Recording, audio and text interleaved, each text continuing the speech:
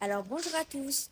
Alors nous allons vous parler d'un sujet très mondial, mais nous allons nous concentrer sur la Guyane française. Alors la Guyane française est un territoire français qui se situe. Alors la Guyane française se situe sur la côte nord-est de l'Amérique du Sud, qui s'est pleinement intégrée à la République française et à la Réunion européenne. Alors, le sujet dont on va vous parler, c'est les problèmes de ce territoire, c'est-à-dire qu'il y a la majorité de la population qui vivent dans des situations non stables, c'est-à-dire qu'ils n'ont pas accès à un eau potable. Pour arriver jusqu'ici, il leur faut environ 40 minutes de marche. Cette eau est utilisée pour laver les linges, pour préparer à manger, mais aussi pour boire. Et oui, la moitié du pays vit dans des conditions non stables.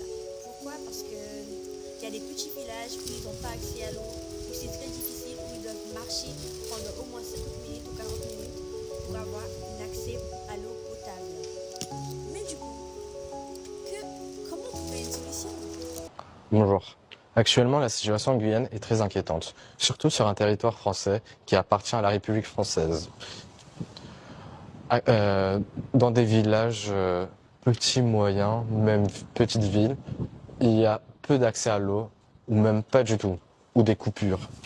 Cela prive des populations à une ressource essentielle à la vie, et à l'hygiène surtout. Surtout dans des populations qui sont isolées, dans des territoires hostiles. Problématique, c'est comment résoudre le pénurie de l'eau potable. Le solution, c'est simple et efficace pour pallier le pénurie de l'eau potable. Traitement et vérification de l'eau. Mettre en place des stations d'eau épuration pour rendre l'eau potable.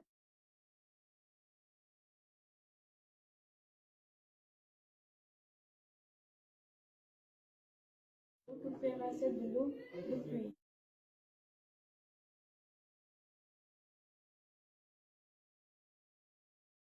Et la troisième solution, récupération de flux d'eau.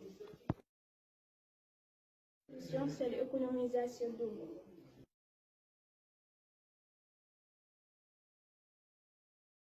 La solution, c'est la protection des sources d'eau.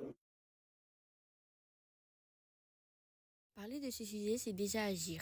Cela permet de sensibiliser, de rappeler que tous les territoires français comptent et que les inégalités ne devraient pas exister à l'intérieur d'un même pays. Pour conclure, avoir accès à l'eau, ce n'est pas un privilège, c'est un droit.